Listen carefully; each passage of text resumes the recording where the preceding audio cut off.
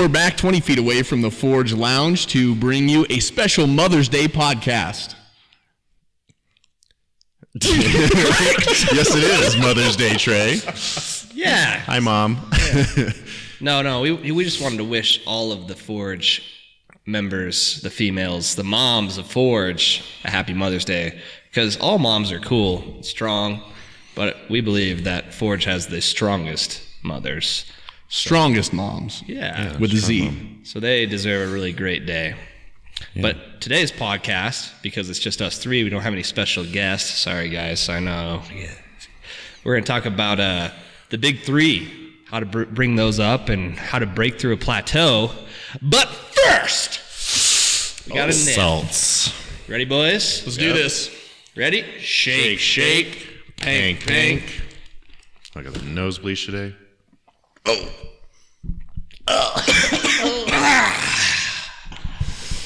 Oh, that one's for you, Mom.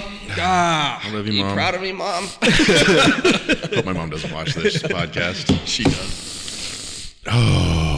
So yeah, one of the big things we experience with powerlifters or just our athletes in general are kind of these strength plateaus on our compound movements.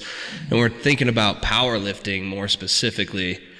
That matters a lot to us. So trying to figure out a way that we can boost these lifts by throwing in secondary movements or accessories it's kind of a tricky thing. And it's not like one size fits all, but Mike and I have come up with kind of a list, and Trey as well, of things that we use to help boost these movements. Mm-hmm. So the first one that we wanted to go over was squats, because squats seem to be one of the hardest movements to get stronger at. Yeah. Right? Because I think out of all of them, it's the scariest. Yeah. You can't, it's on your back. You cannot bail, right? You can drop a deadlift and you can set pins high enough on a bench that's not that scary. But When you're literally balancing weight on your back, whereas like other ones, like deadlift, you can drop it, bench, you're in a cage. So yeah, and most people are scared of that, right? It's like all the load is on the back, right? It's all spine, so just your spine day. Bone day. But so before we dive into that, we should talk about the difference between a high bar and low bar squat. Yeah, the kind of two main variations. Yeah. So high bar, the bar sits above the traps, right? Kind of like closer to C7. A lot of people can get a mid bar out of their high bar, which is a little bit lower, but general principle is that your chest remains high.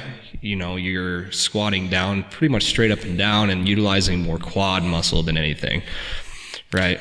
Yeah, and I would say most people, when they first try a squat, like the first time they go in there, they're going to instinctually probably do more of a high bar position. Yep. I would call it the beginner's squat. Right? It's more for I would teach high bar to a beginner before I teach low bar. Yeah. Yep. So most of my clients know that too, is we start off with high bar, and when they reach the point where I think that they can handle a low bar position, we start working on that, right? And that could be 2, 3, 4 months down the road. Why is that? Why would you start with high bar?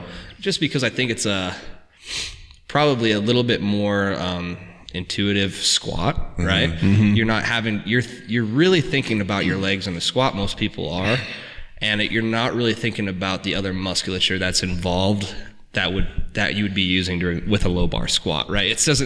It sounds counterintuitive to say, hey, we're going to use our back while we squat today. Yeah. Or we're going to use our glutes and hamstrings and the posterior chain a little bit more when we squat today. And I think with the high bar, it's good because most people, like we were kind of talking about, in the high bar position, you're going to be a little more upright. Low bar, your torso is typically a little more lean forward. So a lot of people, like Chance was saying, if they're going to start in a low bar, they're not going to be as comfortable leaning forward. Right. And I think, too, the high bar is a good way to kind of teach you that brace. And it's like if you can brace well, then you can kind of get into a low bar better so that you're not doing something funky with your back. So I think starting with a high bar kind of gets the groundwork as far as like basics, bracing, getting your glutes tight, feeling that foot position. It's a better starting point than kind of going to low bar. And when we progress, I think people can go typically a little heavier with low bar. So it's like I'd like to build their foundation with high bar first, and then as they get stronger, then kind of transition to a low bar position. I'd even argue to say, so when you're talking about low bar, right? We're jumping over from high bar to low bar. The bar sits on the the blades of this shoulder blades, right? scapula, like kind of right on the. Yeah, it's a little bit lower than your trap, which brings that bar. If you're thinking about viewing a squat from a side angle, like laterally, right? As a coach, we look for that bar going straight up and down the midline of that person, right? Mm-hmm. If you don't have the mobility, if you don't have the range of motion in a high bar stance, that bar tends to move towards the toes, which puts a lot more pressure on your knees, a lot more pressure on your back. Your back honestly becomes the lever, which I think is a little bit more dangerous. Yep. So some people are better off squatting in a low bar position because that bar rolls down the back closer to that midline when they're at the bottom, right? Yep. For me, I have crap mobility, right? So when I high bar squat, I really have to focus on staying back and sitting down between my heels. Otherwise, that bar ends up forward of my midline and I start using more back, right? And that's where you get that low back rounding. So I would argue to say that high bar can be more dangerous than a low bar squat. And then even more, I would say that some of the strongest people, I don't think there's a lot of people that squat high bar and do it competitively. Not in a powerlifting sense, for sure. High bar, you're thinking about more Olympic lifts and stuff like that when you're thinking about high bar. Yeah, because in Olympic lifting, you're definitely more upright as far as the positions you're going to be catching, the bar and the snatch and the clean and jerk. So it translates a little better over. But in powerlifting, you're going to typically see people do a low bar. And like we were saying earlier, it's typically because you can squat more in a low bar than a high bar. And obviously our goal with powerlifting is the highest squat you can get. Yep. So people are usually a little stronger when they switch to that position. Yeah, and then on top of that, it's like low bar utilizes more muscle, right? You're using your back, right? But the thing is low bar is not more dangerous. If anything, I would say it's safer because of the extra muscle activation, right? You're not having to maintain an upright chest, right? You have that greater torso angle in your squat. Therefore, you're activating your erectors, which are anti-flexors. Right? Yes. Correct? Right? The spine, yes. So your erectors are turned on a little bit more, which is protecting that spine, right? You're able to brace harder. So like the shear forces on the spine, a low bar squat should be at less, in my opinion. So that's why I think the big squatters, the people that are squatting more, tend to utilize this low bar squat more often than a high bar squat. You can get away with high bar if you're squatting, sub 500, right? Or maybe if you're pressing it, I've squatted 500 high bar, but it's not nearly as controlled as my low bar squat. Yeah. So. And I think in terms of what we're talking about as accessory, I think both are good for mastering and getting good at both, because I think they do carry over and help each other. Yeah. One thing that we ran into is, like we were saying earlier, typically a lot of people start in high bar. That's how Chance and I, and probably Trey as well, started squatting this high bar. Yep. And then as we transitioned to powerlifting, we learned about low bar, and then we just spent years doing low bar. Yep. And then when you throw that high bar variation back in, kind of when we switched to Conjugate, we realized how terrible we got at it because it's been so unpracticed. Yeah. But now it's kind of a regular thing thrown into our programming as like a high bar squat. And we've seen that kind of translate to now we're kind of working on different muscle groups, different imbalances, and that's actually helped carry over and build up our low bar squat. Yeah. So high bar, in terms of a powerlifting context, can be one of the best or really good accessory for your low bar squat to bring it up. Exactly, because it's super quad dominant. So like we said before, so in a low bar, you're thinking more utilizing those other muscles, but if your quads are starting to lag because of that, you can bring it up with the high bar, right? Which kind of brings us to another accessory that we really like is the belt squat. Yeah. Belt squat is an excellent way to, because oftentimes powerlifters are really posterior dominant. So it's like with a belt squat, you can kind of play with your foot angle in an unnatural position where you can put your feet a little more forward and get it more into your quads. So it's another way to load up your quads and just kind of burn them out instead of just like, doing your typical low bar squat. Yeah, no, for sure. The belt squat, I think, is probably one of the best because, one, we can squat. If we have any back injuries or shoulder injuries or elbows that are flaring up if you were trying to just do a high bar squat for your quads, if you're just getting you're having a hard time getting into that stance because you can't get under that bar, the belt squat is literally it's got no load up there, right? You're just loading at the hips. Yeah. Yep. So it's an easy way to really fatigue and blow up your quads without having to have this like central nervous system drain you would get doing in the compound movement like squat. Yeah. And that's why I built one, because I really think that they do bring up squats very well, right? It's like a standing leg press for those of you who haven't used one. You hook in, it's pretty much just a lever arm. You hook in with a belt around your waist and you do squats. I mean, it's pretty simple. Yeah. So you're kind of hooked to the lever arm. And it's just like probably the best way to get in leg volume. Yeah, right? and I think it's a lot safer than a leg press, honestly. Yeah, I think it's easier on your back, honestly. Because the thing is, with a leg press, you can usually get like some lumbar rounding at the bottom of that leg press for people that aren't focused or they don't know what they're doing. It's a lot harder. It's harder to brace because you're laying down. Yeah. Brace while laying down versus the belt squat kind of just eliminates your upper body. Because all the weight's from the hips down.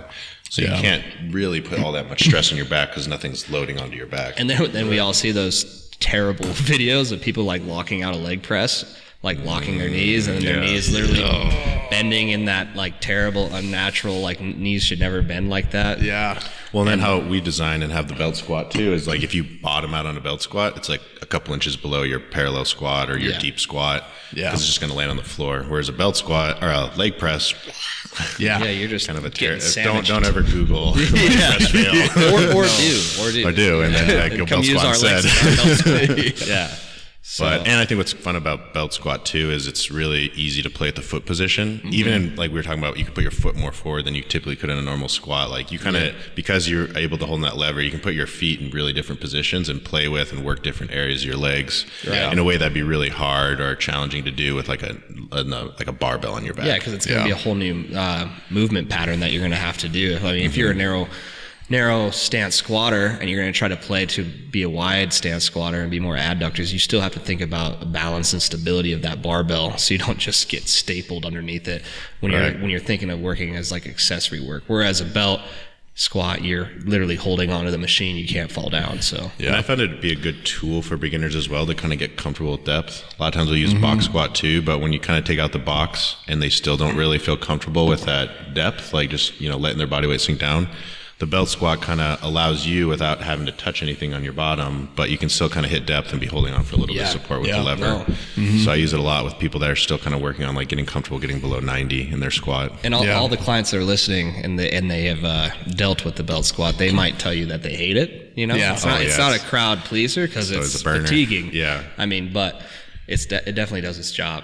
Yep. And then the last, and I think one of the most important accessories to blow up a squat would be at any form of tempoed squats. Yeah. Right. We're thinking about pause squats or just slow eccentrics and even fast concentrics. Speed work would be great with a slow eccentric. Yeah. Or we've even done slow concentrics too. Yeah. Right.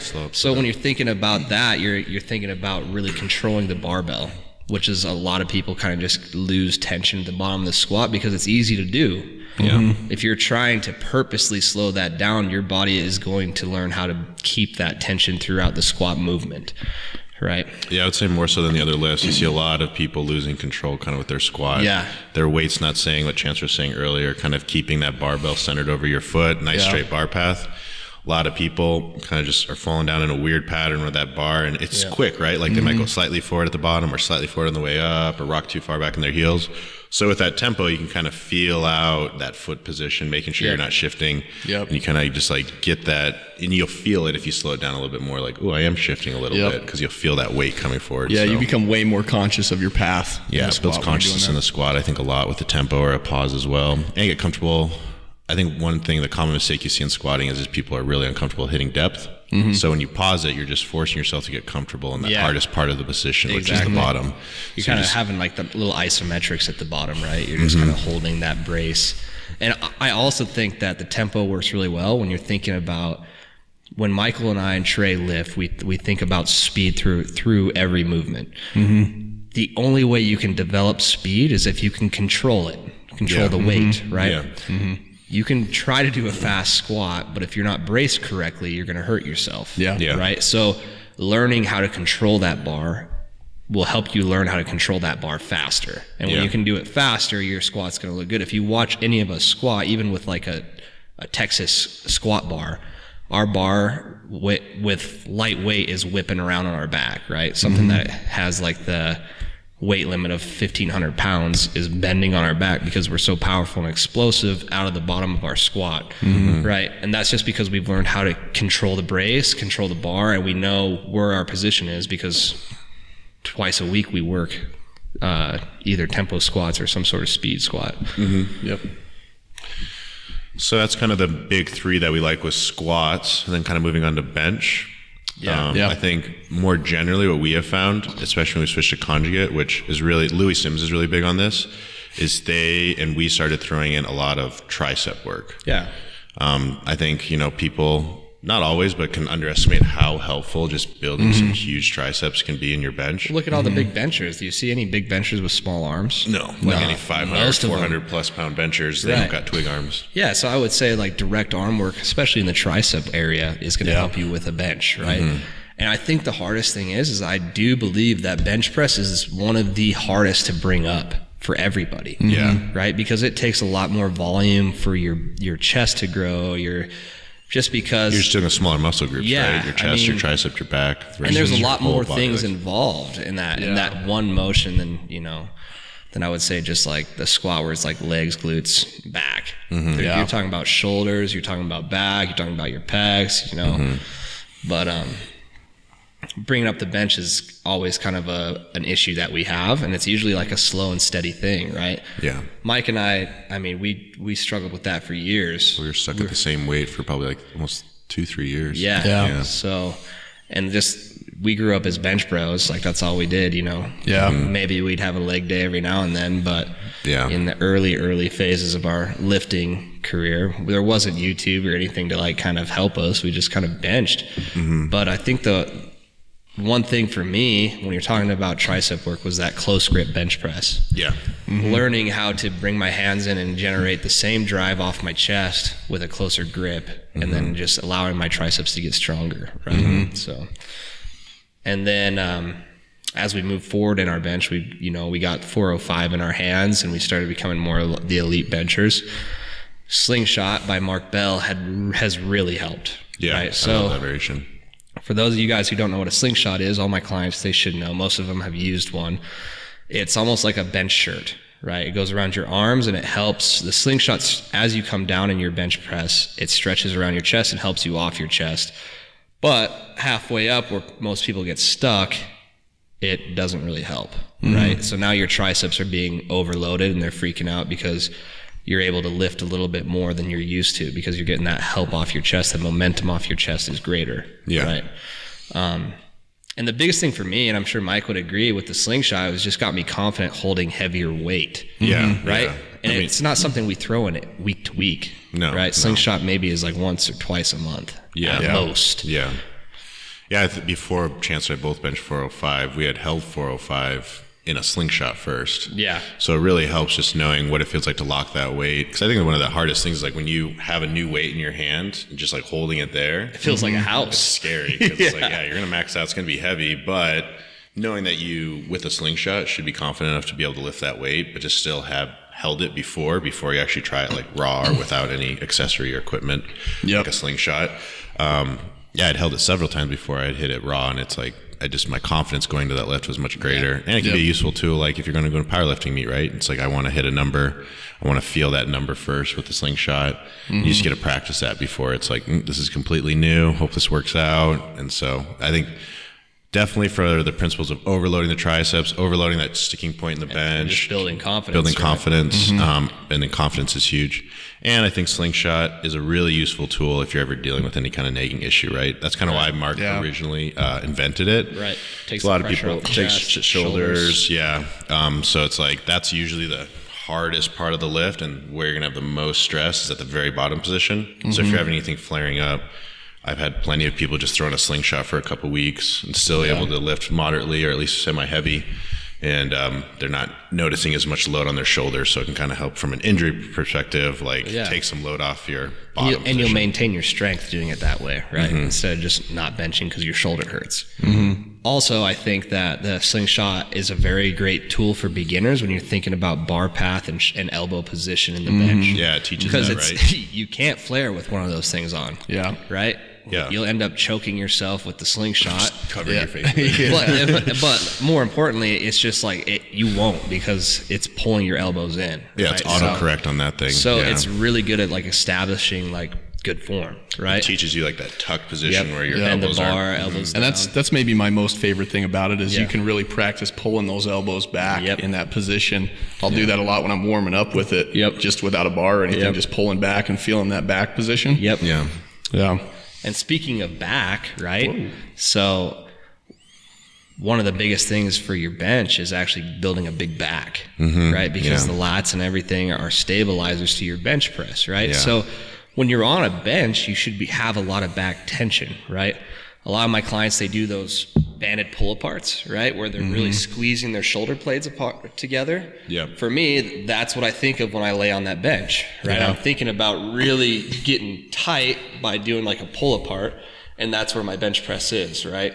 And then the arch is part of that too, right? The more that you can tuck your shoulder blades into your back pockets, get that low back arch, the better, the tighter you're going to be able to hold, right? Digging into that bench press. So I would say accessory work for your back would be anything like that's just barbell bent over rows or lat pull downs, anything that's going to build that back width.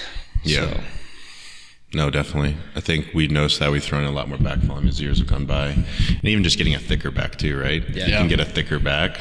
Obviously, as you're laying on that bench, the range of motion. I mean, the thicker you get on a bench, the better. You got like a pat back like me, then you can just, it takes like 2 inches off your range of motion. Your goal should be get to the status of where you need a fat pad, and that's what we have. It's just this big, thick, squishy bench. Because your back gets so wide and big for it, it actually kind of helps. You start spilling over the other benches. So blowing up your back, blowing up your tricep, overloading a slinger, I think is going to be your main go-tos when you're trying to work on your bench. And then our last, deads with a Z. Z's. Real metal words. Real metal words are spelled with Z's. Fun fact out of Z. Squat Z. So first one, kind of Chance and I were talking about this earlier, and one that we originally didn't do until we kind of threw in Conjugate is a safety squat bar. So safety squat bar is like the highest of high bar squats. Right? And the hard thing about that is that you're going to utilize your upper back a lot more in your squat. Right? Because it's going to want to pitch you forward, right? Because it's just so far above where you would normally high bar that your back should be involved and should be in a state of flexion when you're squatting with the thing. Right? You don't want to be standing straight up and down with a safety squat bar because you're just going to injure yourself. So what we found is by squatting with that flexed upper back and really working on that brace, that our upper back has gotten stronger from doing that, right? I call the safety squat bar the Dementor of squat bars. So, I mean, it is humbling, but I think it's a very great accessory. And then also with the safety squat bar, if you're not just doing squats, you could be doing good mornings with it. Just because that being higher up on your back, you're just having the lever becomes longer, so you're gonna have to do a little bit more work to do a good morning with it. And for any of those that haven't seen or used it, a safety squat bar is kind of this like weird bar where you have like this pad around your neck and the handle's in front. So you're not doing your typical like arms out wide holding on the side of the bar. It's this bar that, like Chancellor was saying, rests on the top of your neck, and you literally just grab handles in front of it and kind of tuck it and pull it down so that, like you was saying, your upper back's a little engaged, rounded, so that you have to really, really work your upper back on either you're doing normal squats, good morning squats, but a lot of upper back strength, just forcing you to use that on a safety squat bar. Which I think carries over great to a deadlift. Right? Because if your upper back's stronger, you're going to be able to, one, brace harder in the deadlift, and two, be able to lock out better, right? Because your lockout, I mean, should be more hips and glutes, but a lot of it is back strength, right? Being able to rip that bar off the ground and then finish and lock it out. And then obviously, and this is really dependent because there's two different types of deadlifts, which we could kind of go over, right? You have a conventional puller and a sumo puller. Right? So the conventional puller is your feet are within your shoulders, right? And your hands are outside of your legs as you pull the bar up. That's the typical deadlift that everybody sees. It's called conventional. Sumo is kind of like the new age hip weight pull things, right? The strong men don't pull sumo, but the strong power lifters do pull sumo. one is not more superior than the other. I think it's just all based on mechanical leverage. Yeah. Right. Strengths. Each person's going to have a different way of pulling. Where Michael's all tits, arms, and ass, he can pull a little bit more sumo than he can conventional. Where I have more of back strength, my conventional, well, I used to be better. I don't know now. So really, I don't know.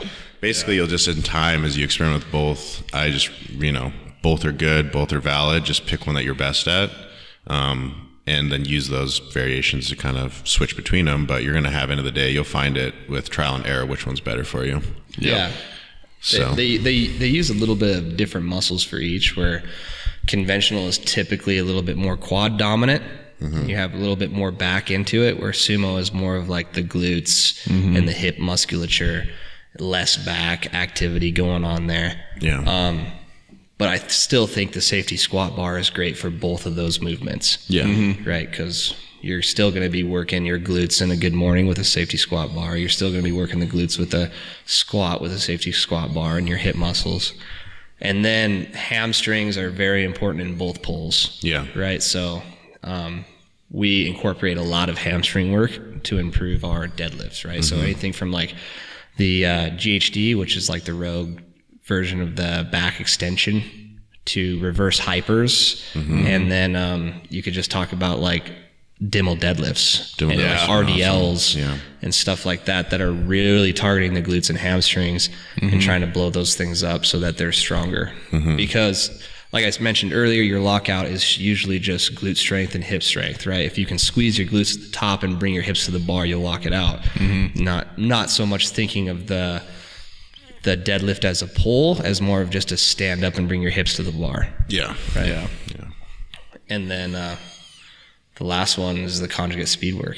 Yeah, I think that one's been huge for us, like bringing up our lifts, because we were kind of talking about it earlier. It's like with deadlifts, it's tricky to throw in a lot of volume. Yeah. Because it's just such a strong compound movement, it can kind of beat you up.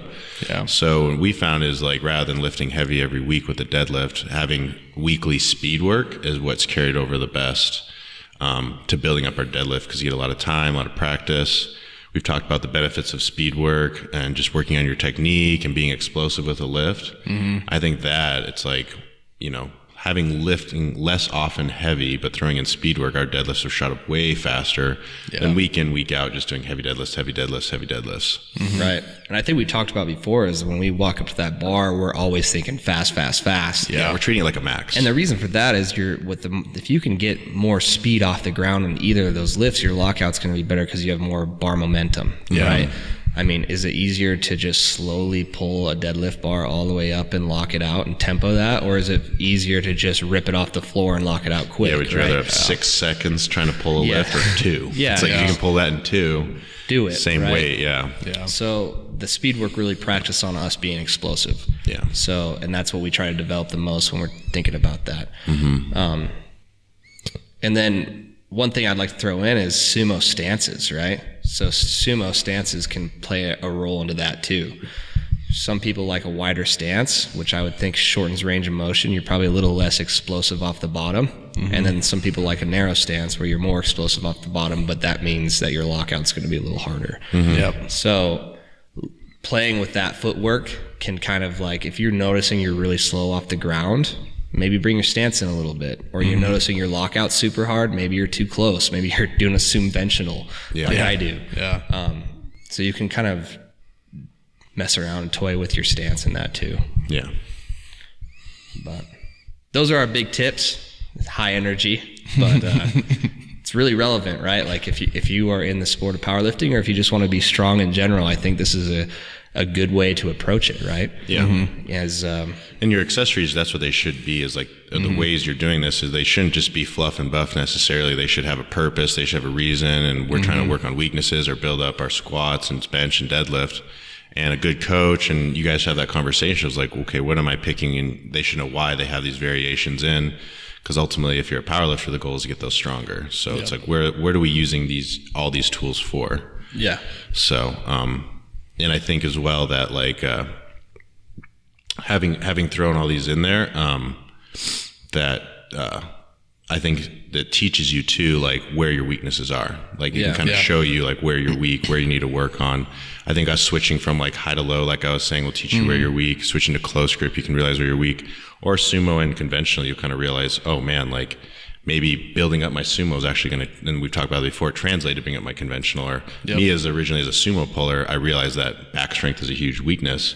So when I switched to conventional, it's actually blew up my sumo. Yeah, big time. But those good are tips. Those are our tips. Just the tips. Just the tips. At the end of the day, remember, build yourself, conquer adversity, repeat daily. Do these things and follow a great plan. You will get stronger in these movements or stronger in life in general. Punch the mic. Boom. Plan.